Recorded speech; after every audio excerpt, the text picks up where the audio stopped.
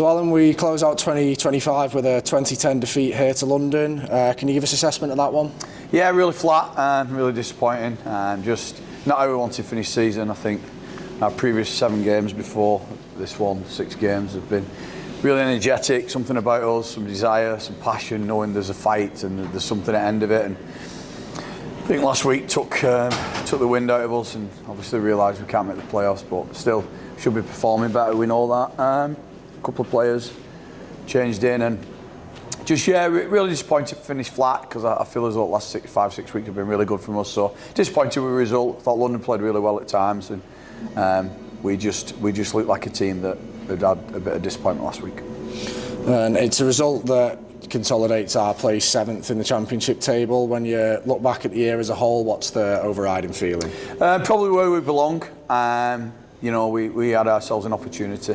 We started well, and we had a period from game 5-6 onwards to game 13-14, where we just had key personnel missing, and we was trying to change things and work people in, and had a lot of lone players in and out, and it just couldn't get any consistency, and we didn't pick up enough points. And then we get a few bodies back, and then we start getting some consistency, and then we'll go on a run and start beating teams, and good teams at that. And we show some consistency in form just by having good players around the place, and quality players, and our own players. And then unfortunately last week, I think it summed it up where we shouldn't really be in that position where we have to win that last game or second to last game for get playoffs. We want to be a team where if we had a bit more consistency throughout the year, we'd have probably been in there, and just maybe 1 win from 2 would have done instead of both wins. So yeah, I think it probably sums up. We probably just miss out this year, where last year we fully deserved to be in there, but this year I feel as though the teams above us have probably just pipped us at that. And you touch on that 5-match winning streak, obviously heading into these last 2 games. Do you just feel the team ran out of steam a little bit in this final end of the season? No, I think last week we was really confident going into the game at Halifax, and just to start, we had 20 minutes of constant ball and all over them, and just couldn't score. And then they go up and score, and they score again, and with the penalty it's 14, and then at half time we said, listen, let's have something about us, and we do, and we come out and we show real passion and fight, what we've shown for weeks before. And fortunately, I think another 5 minutes we might have nicked it, but didn't do enough in that period of time. And then today it was all about the start. Obviously we wanted to celebrate Reece and Rod retiring, and it was quite a sombre affair, to be honest. And then I think they started really brightly, and we was quite flat, and against the cue ball, as they say, and we couldn't get out of yardage, and a lot of errors and mistakes. But we had a couple of opportunities, didn't take them. But I thought second half we were much better. We won the second half, but obviously left it too late yet again. But I thought London played well. They've shown that's why they've run teams close in the last 5 or 6 games, the top 5 teams.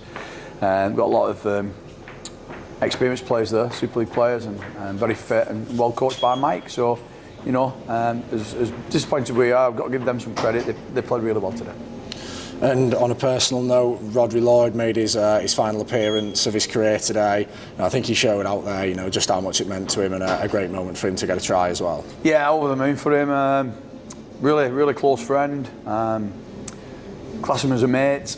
All my professional career, I've been involved in him as coach, and it's a tough day for me personally. I'm going to miss him massively, because I brought him to the club because I trust him, and in this sport it's very difficult to trust things, and he's certainly one player I trust, and he's been an amazing player, amazing bloke, role model. The fans have taken to him. I remember when we announced him and it went down like a lead balloon, because he'd come from Swinton with myself, but they soon changed their mind on him. They showed, I think last year he got in the team of the year, and this year he's every time he plays, he comes up with a try when we need him, and he's no different today. It was great to see, and I think the fans showed a lot of respect at the end for him, and during the walk-in, especially with Reece as well. Both played international rugby league in World Cups, and both over 300 appearances, which is fantastic. And we should be honoured as a club that they chose, to play some part of their journey with our club, and just shows how important it is. I just spoke to both of them then in the dressing room, and they just said thank you, because we're really proud we played for Widnes. So that's really nice to know, but we're even prouder that they played for the club. And ahead of kick-off today, we paid tribute to the departed players and fans of this club.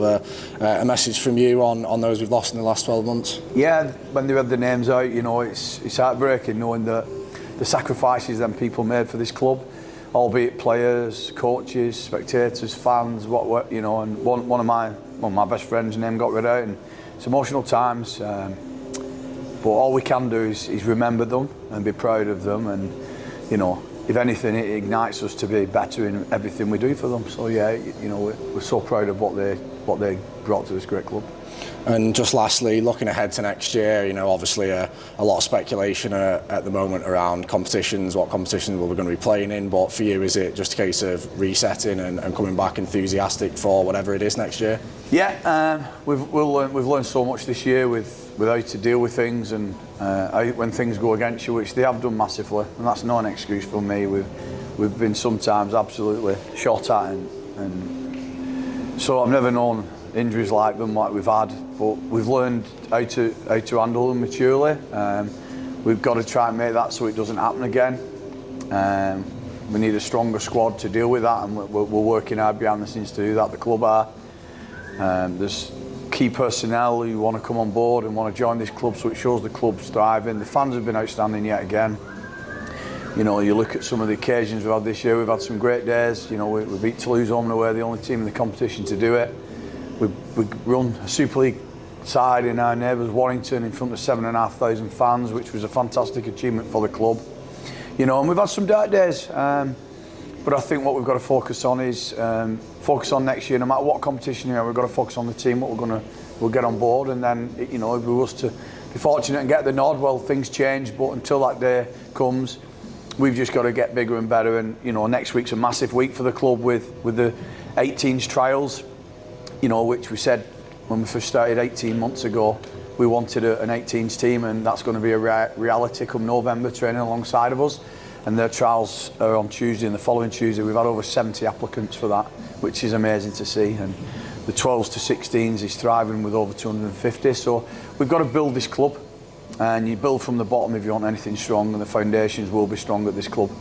You know, I might not be here, or whoever's here in future, but if we can get something while we're here where the foundations are strong, let's build the club, and there's no reasons why we can't be great again, because I'm a believer in, you know, don't try to buy your way out of things, build things, work hard, and we're certainly doing that behind the scenes.